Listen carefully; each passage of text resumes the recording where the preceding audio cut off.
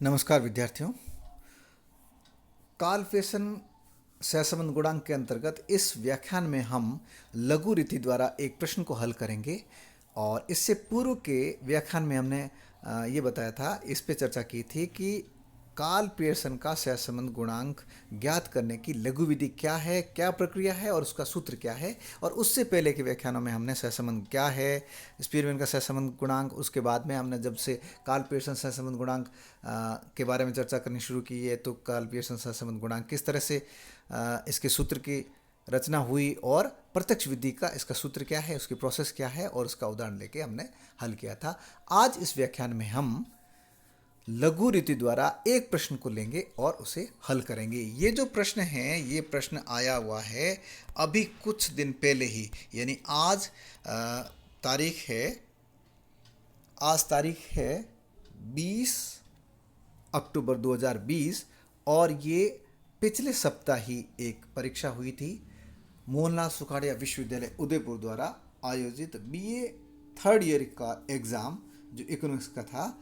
इसके first paper में प्रश्न पूछा गया था कि निम्न समंकों से काल पियर्सन के सहसंबंध गुणांक की गणना कीजिए।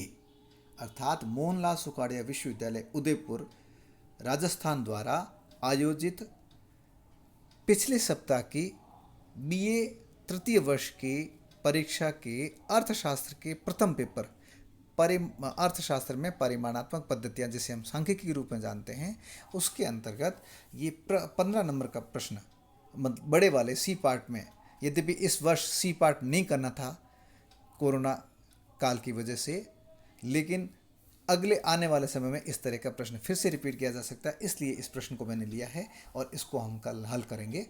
और ये जो प्रश्न है वो इस प्रकार है। इस पूरे प्रश्न पत्र को हम अगले कुछ व्याख्यानों में डिस्कस करेंगे उसके ऊपर भी। आज हम केवल काल पियर्सन के सहसंबंध गुणांक के इस प्रश्न को लेते हैं और लघु विधि द्वारा हल करते हैं, क्योंकि हमारी लघु विधि अभी अधूरी है। इस कारण से प्रश्न को मैं पढ़कर सुनाता हूँ आपको। एक बार मैंने पढ़ के सुना दिया। निम्न समंकों से काल पियर्सन के सहसंबंध गुणांक की गणना कीजिए। और जो सूचनाएं दे रखी है, एक्स श्रेणी है 25, 26, 27, 28, 30, 32, 35 और वाई श्रेणी है 20, 22, 24, 25, 26, 27 और 31। तो सीधा सीधा प्रश्न दिया हुआ है, इसमें किसी प्रकार से इसको प्रश्न को घुमाया हुआ नहीं है और इसमें किसी तरह का बंधन भी नहीं है कि आप किस विधि से इसको हल करें। तो आप स्वतंत्र हैं कि प्रत्यक्ष विधि से हल करें और आप स्वतंत्र हैं कि लघु विधि से हल करें। क्योंकि यदि आप प्रत्यक्ष विधि से हल करना चाहते हैं तो भी आप कर सकते हैं, क्योंकि मैंने इससे पूर्व के व्याख्यान में प्रत्यक्ष विधि द्वारा सहसंबंध गुणांक, काल पियर्सन के सहसंबंध गुणांक की रचना किस तरह से की जाती है, गणना किस तरह से की जाती है, उसके बारे में बताया था और एक प्रश्न को हल भी किया था। और उस उदाहरण के आधार पर इस प्रश्न को आप हल कर सकते हैं।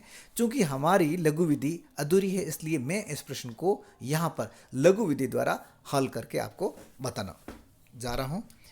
हम आगे चलते हैं। चूंकि प्रश्न बहुत सीधा सा पूछा गया है, इसलिए हमें क्या करना है, हमें सीधा सीधा जो प्रक्रिया है लघु विधि की, उसके आधार पर इसको हल कर देना। सीधा सा है। सबसे पहले सारणी बनानी है, जिसमें किस तरह से बनानी है, जिसमें सबसे पहले एक्स श्रेणी लिखनी है, उसके बाद में उसका डी एक्स के कॉलम बनाना, उसके बाद में डी स्क्वायर एक्स का कॉलम बनाना है, उसके बाद में वाई श्रेणी बनानी है, वाई श्रेणी जो इसमें लिखी हुई वो लिखनी है, उसके बाद में उसके विचलन यानी डी वाई का कॉलम बनाना है, उसके बाद में डी स्क्वायर वाई का कॉलम बनाना है, उसके कॉलम बनाना है, उसके अंत में डी एक्स और डी वाई का कॉलम बनाना है। अर्थात 3, 3, 6 और एक 7 कॉलम टोटल बनाने हैं। उसके बाद में प्रत्येक कॉलम के लिए, जैसे हमने प्रोसेस बताया था कि डी एक्स और डी वाई ज्ञात करना है, अर्थात डी एक्स ज्ञात करने के लिए एक्स माइनस ए एक्स होता है और डी वाई ज्ञात करने के लिए वाई माइनस ए वाई यानी दोनों श्रेणियों के लिए अपने अपने श्रेणी में से बीच के एक किसी भी पद को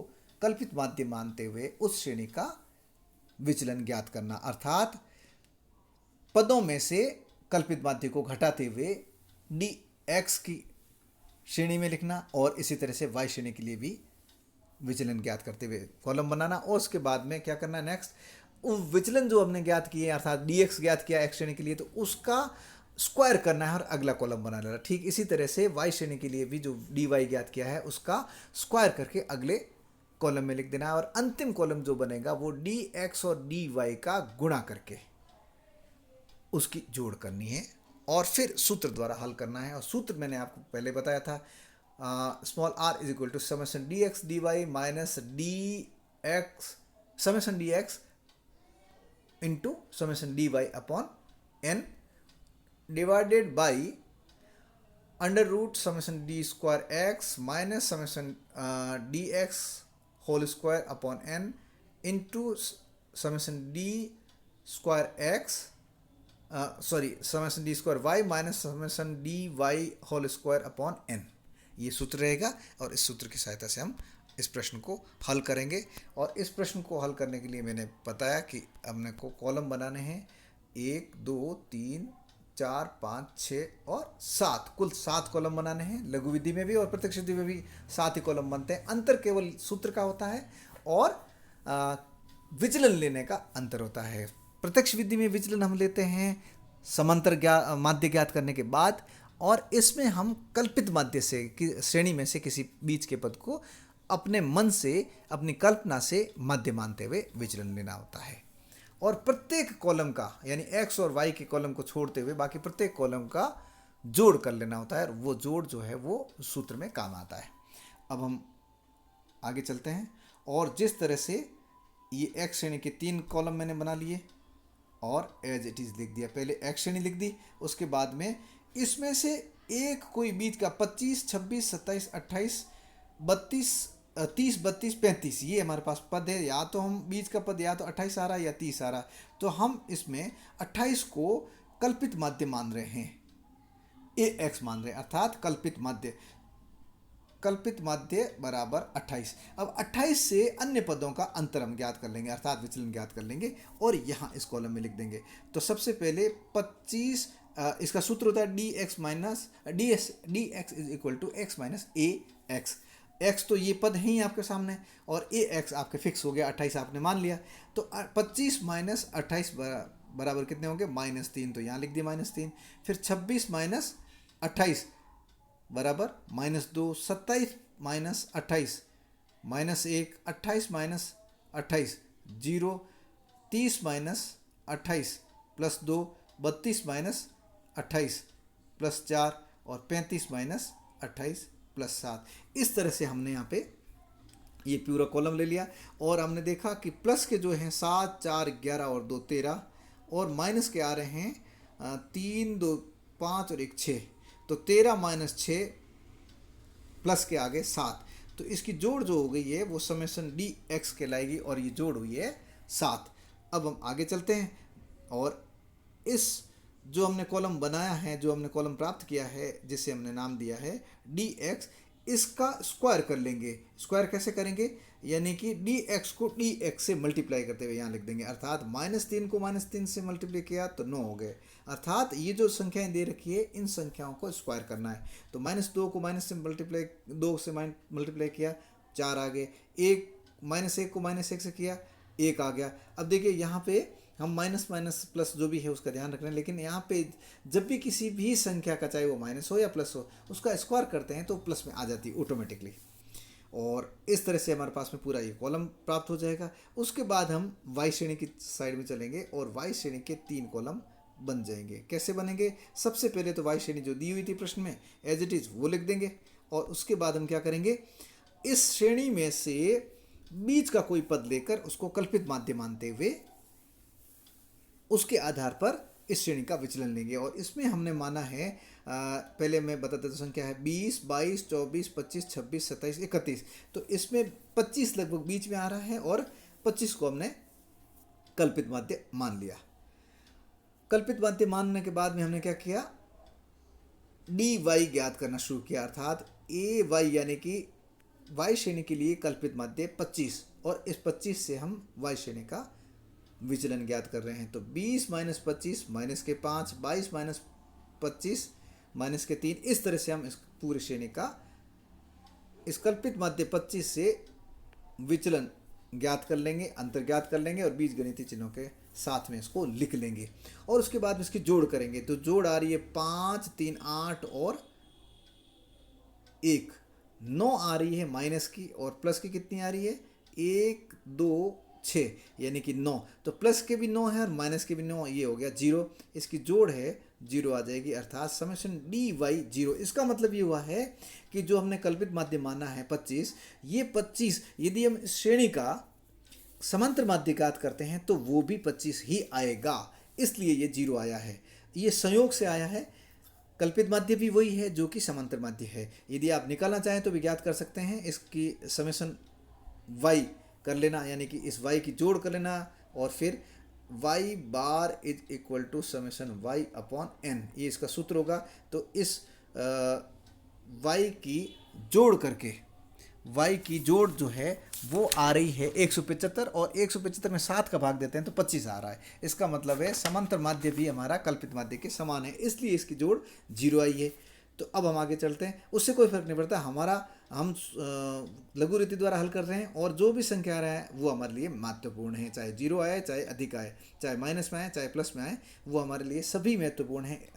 इसलिए हमने समेशन डी एक्स 7 आ गया था, समेशन डी वाई 0 आया है। समेशन डी स्क्वायर एक्स जो है इसकी जोड़ हमने करी थी डी स्क्वायर की, तो आया था 83। फिर हम क्या करेंगे, अगला जो होगा स्टेप हमारा, इस डी वाई का स्क्वायर करके यहाँ पे लिख देंगे, और यानी -25, 5 को -5 से गुणा किया 25, -3 को -3 से किया 9, यानी इसका स्क्वायर करते हुए यहाँ पे हम लिख देंगे और इसकी जोड़ कर लेंगे। ये जोड़ कितनी आ रही है, 76 आ रही है। समेशन डी स्क्वायर वाई की जोड़ जो है वो समेशन डी स्क्वायर वाई क्या आ रहा है 76, और वो प्लस के ही होंगे। अब हम क्या करेंगे, अंतिम कॉलम बनाएंगे जो कि कॉमन कॉलम है, और ये कहलाएगा summation D x D Y, इसकी जोड़ कहलाएगी, और ये कॉलम कहलाएगा डी एक्स डी वाई। और जोड़ के इसकी कैसे करेंगे मल्टीप्लाई, इस डी एक्स के कॉलम को डी वाई के कॉलम के साथ में मल्टीप्लाई करना, अर्थात ये जो पूरा कॉलम है इस कॉलम का गुणा इसके साथ करना है। कैसे करेंगे, तो सबसे पहले -3 का मल्टीप्लाई करेंगे -5 के साथ में, तो कितना आ गया, माइनस माइनस तो प्लस का हो गया, और 3 को 5 से किया 15 हो गया, तो प्लस के 15 हो गए। फिर है -2 को -3 से मल्टीप्लाई करेंगे तो प्लस के 6, -1 को -1 से करते हैं तो प्लस के 1, फिर 0 को 0 से 0, फिर +2 को +1 से करते हैं तो प्लस के 2, +4 को +2 से करते हैं तो प्लस के 8, और +7 को +6 से करते हैं तो प्लस के 42।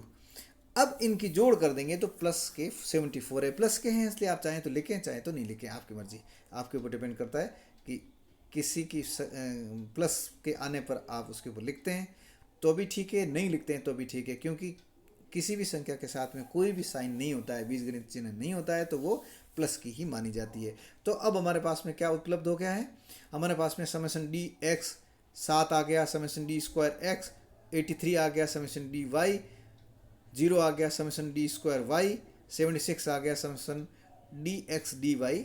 यहाँ मैं समेशन बोल रहा हूँ, समेशन का अर्थ है यहाँ पे जोड़ होता है, सम ऑफ कहें या समेशन कहें।